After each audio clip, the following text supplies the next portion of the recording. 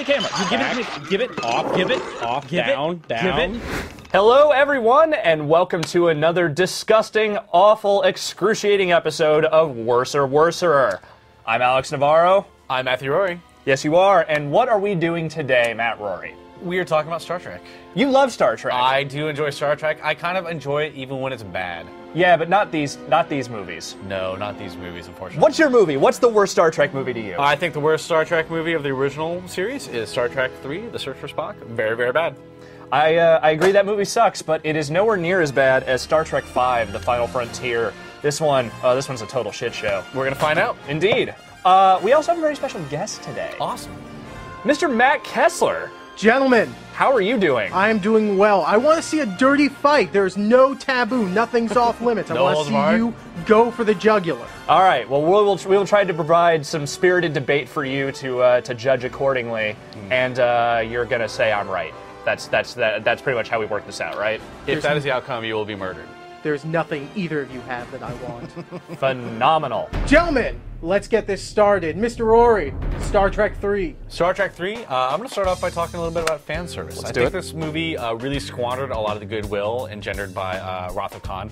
Wrath of Khan, you didn't need to know anything about Star Trek. It was a really awesome movie, really good acting, really good action sequences and everything. Star Trek 3 takes that and throws it all out the window. It's all about Spock coming back from the dead. His death was the most dignified and amazing scenes in Star Trek history, but he's coming back to life now because he's on this stupid planet. Just erase the whole thing. Just dumb, and Klingons are really stupid, and this movie is also the one that gave us the Klingon language, which is a pox upon us to this day. Yeah, I'll grant you that one. However, here's the thing: Star Trek V is anti-service. It's anti-fan service, in the sense that like its attempts at comedy and sort of in-jokes within the realm of things, all things Star Trek, are miserable. Yeah. And we can't see a thing. Stand back. I don't know why Spock has rocket boots. For inexplicable portions of the film. True. I don't know why anyone thought it was a good idea to have Uhura do a desert sexy dance. I've always wanted to play to a captive audience. I gotta sit down. Yeah, it was really bad. And all the sort of weird, ponderous God stuff in this movie. Are we dreaming? If we are, then life is a dream. Is this the voice of God? Why is God angry? It's the stuff that Star Trek does the worst, always. And having Shatner direct that stuff... You caught me on the way to the shower. ...makes it 10 times as excruciating. I've been nodding my head this whole time, but I totally disagree. Very good. Let's move on. All right, my turn. We're going to talk about special effects now. Okay. Because, let's face it, neither of these movies are any good at that.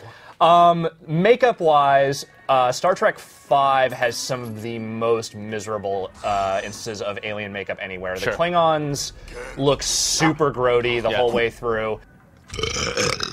There's the weird three-tittied cat alien thing in the bar scene. The whole Star Wars Cantina bar scene ripoff thing in Star Trek V, that is a total mess. And Kirk can throw her halfway across the room.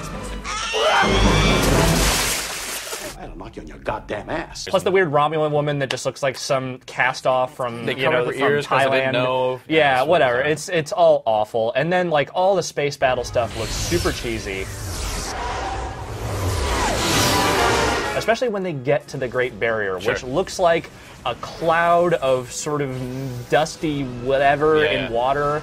They go through the Great Barrier, they're on this planet, and it's just, hey, check it out, we're in the Utah desert, basically. And then giant godhead alien shows up at one point and gets... The whole thing where the Klingon ship shoots it in the face, that is the worst climax of any movie in that series, And straight the up. deicide should have been really awesome. Yeah, no. Well, I'm going to go ahead and mention Star Trek 3, The Search for Spock, which had numerous instances of terrible effects. The explosion of the Enterprise is really cool, really gripping moment. Unfortunately, there are flames that clip through the surface of it really obviously. The planet that they're on, the Genesis planet, is the big rubber planet. Made of styrofoam that has cut together. And the end of it where where Cluj goes into the lava is, and after obviously you can't put it up against like the Revenge of the Sith, which has an awesome lava planet, but this movie is really bad in the effects department, which is really weird because 2 and 4 are both really good, really clean. Very interesting. Let's move on. So I want to talk about the fight sequences at the end of these movies too. Yeah, they're both pretty awful. They're both really bad. I mean, obviously nothing's going to live up to the From Hell's Heart I Stab at Thee. Yeah. But Cruise and Kirk at the end of 3 is one of the worst fights to ever exist in Star Trek. It's super awkward. It is really, really bad. Cruise is supposed to be like this 6'10" Klingon guy who's choking Kirk out, but then Kirk is doing like backflips and gymnastics. And there's a really good part where they both fall off this little ledge, which is cut together so quickly that it looks like they get up and jump off for no reason, even though it's supposed to be like falling down.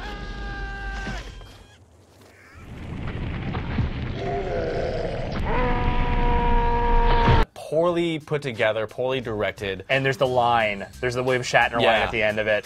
Just that line. I have had enough of you! Yes. Oh my god. Terrible, terrible stuff. Yeah, so here's the thing about that. At the very least, with that villain and that fight, you still got Christopher Lloyd hamming it up something fierce. Genesis! I want it!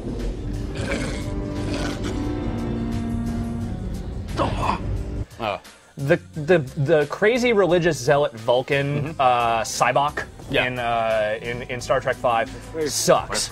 Like they just throw him in as like this sort of the Vulcan brother of Spock. They had like he doesn't do anything other than like share your pain. I couldn't help but notice your pain. Release this pain. Release it. I hide no pain. I don't want my pain taken away. I need my pain. Just pain away. He takes people's pain away. I like the actor though.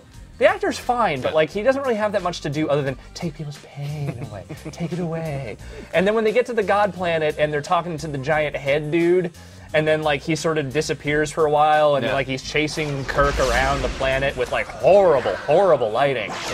And then there's just like the Klingon ship pops up, and then it shoots him in the face, and then okay, I guess that's all. That's it. That's transporters don't work, and somehow Spock gets onto the Klingon ship and is the captain of that ship for no reason whatsoever. No explanation. All right. None. Okay. None. That is so much stupider than anything that goes on in the search for Spock. That is the worst climax of any movie. They're so bad. Series. So bad. Period.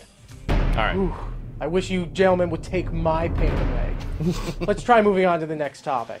I want to talk a little bit about some of the acting and the dialogue in these movies, because as directed by William Shatner, You caught me on the way to the shower.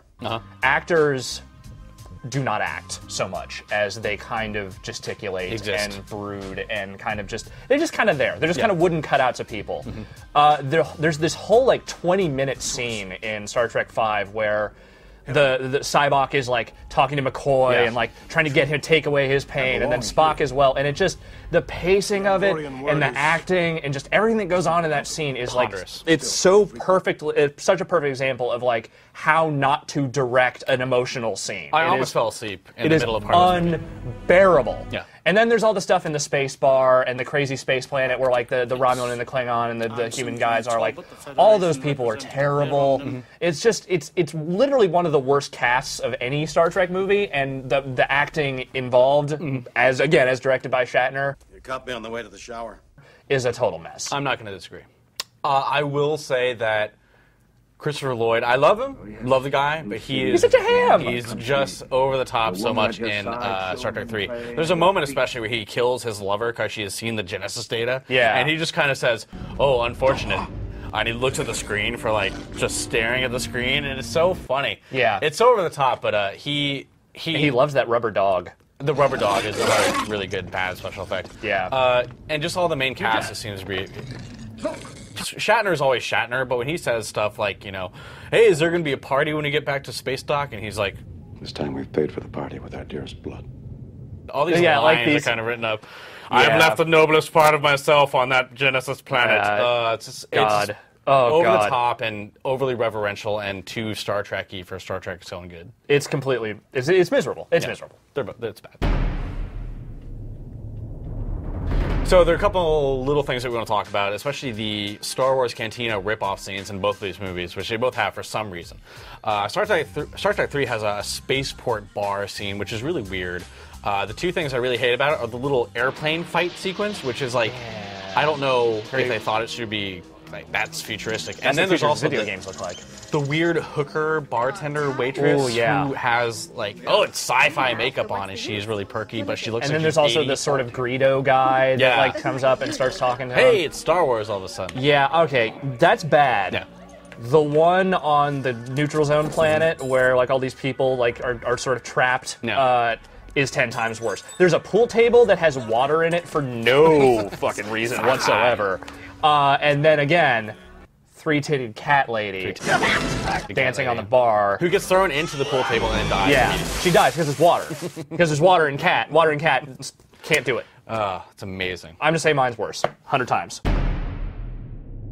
We should talk about what is the most just straight up awful, melodramatic, broken moment in these movies. I have two, actually, for mine, sadly. One is just, as far as melodrama is concerned, the scene where McCoy is having his pain taken away, and he is like going through all these dramatic motions, where he's like guilty about having to kill his father because he's sick and he wants his pain taken away. Is DeForest Kelley, God love him dearly. Not so good when he has to like. Emote, like real sadness, and real, like he's good at being cantankerous. That's really all he knows how to do. Also, the scene with the God head dude and Shatner walking up, it's like, excuse me, I have a question. Excuse me, I'd just like to ask a question. What does God need with a starship? What does God need with a starship? And they repeat it like 5 or 6 times. Worst line of dialogue ever. Ever. Has a special place in my heart for being so bad. It's so bad. What does God need with a starship? All right, well, so in terms of melodrama, there are actually some good beats in 3. I like the destruction of the Enterprise, and I kind of like the death of Kirk's son. Well, I like it because I never liked that actor. Yeah, and I always hated that character, and I was kind of happy to see him die. So that moment is good, but then Kirk's reaction to that moment is like he falls down, he can't find his chair. You killed my son. You Klingon bastard. You killed my son. And then there's also Spock's face popping, or skeleton popping out of his face. Oh, yeah, that's like awful special effects, and also insanely unnecessary. The whole Spock thing is just terrible. You should have left him dead. I don't know. Or clone him or something. I don't know. Yeah, it's bad. All right, gentlemen. This is it. Last reel. Give me your final words on this nonsense. All right. I'm going to start this. I'm going to say it right now. Star Trek V, there is no worse Star Trek movie. And I'm even counting the Next Generation stuff. Like, as bad as some of that stuff is, it is everything that Star Trek does not do well. Sure. It is cheesy comedy. It is religious ponderousness. Sure. And it is Shatner trying to do something other than just kind of be William Shatner. He does not direct well. The way to the shower. No one in the movie seems to have a clue what's going on. It's the whole... God, the special effects are terrible. And just, again, Uhura dancing all sexy. Why? Why? Why would you let that happen? I'll be in my bunk. Gross. Gross. So unfortunately, I still think that 3 is the worst of the Star Trek movies. I think it killed off a lot of the goodwill from 2. I think 2 really had what should have been a jumping off point to make this series massively popular. It was already popular among Trekkies, but it could have been so much bigger. And 3 was such a stupid fan service exercise in stupidity and Klingons. And again, they invented the Klingon language for this film, and that is why we now have guys dressed up as Klingons at conventions. Kavla! That's the one Klingon word I know. Terrible all around. And they did blow up the original Enterprise, which is still kind of a blow. Yeah, but, I don't know, I didn't think it was that bad when they did that. And I'm sorry. No, it's just like, as bad as Star Trek 3 is, Star Trek 5 is just so much more aggressively awful, I think. Hey, you see? See? All right, Mr. Kessler, so how did we do? Give me 1 second to factor in the final calculations. Car blah equals car sucks. Why is God a space shit? All right, the numbers are crunched. Mr. Rory, you made some excellent points about blowing up starships and bringing back Spocks. And of course, we know which movie to blame for all of the Klingon nonsense. Kavla! But I'll tell you, after Star Trek V, I know what I want with a spaceship, and that's to get the hell out of this franchise. So, Mr. Navarro, I hand it to you. Star Trek V is the worserest of Star Trek movies. I had to watch both those movies, so I still lose. But all right, finally, after the Lethal Weapon debacle. Yeah, you don't even really care, do you? I'm not even that upset. I think both these movies suck. Yeah. I'm glad we at least acknowledge that they both do truly They suck. are completely awful. So we're going to give a big ups to Matt Kessler. Thanks, but no thanks. I'm going to kill you later on for making me lose. But thank you anyways for coming on, and enjoy the rest of your short life.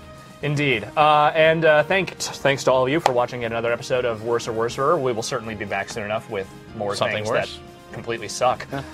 Feel free to hit up the comments with your own suggestions for more terrible movies that we should pit against one another, and also what your thoughts on these two god-awful movies, and whether you think we're right or wrong. Until next time, I'm Alex Navarro. I'm Matthew Roy. And we'll see you later.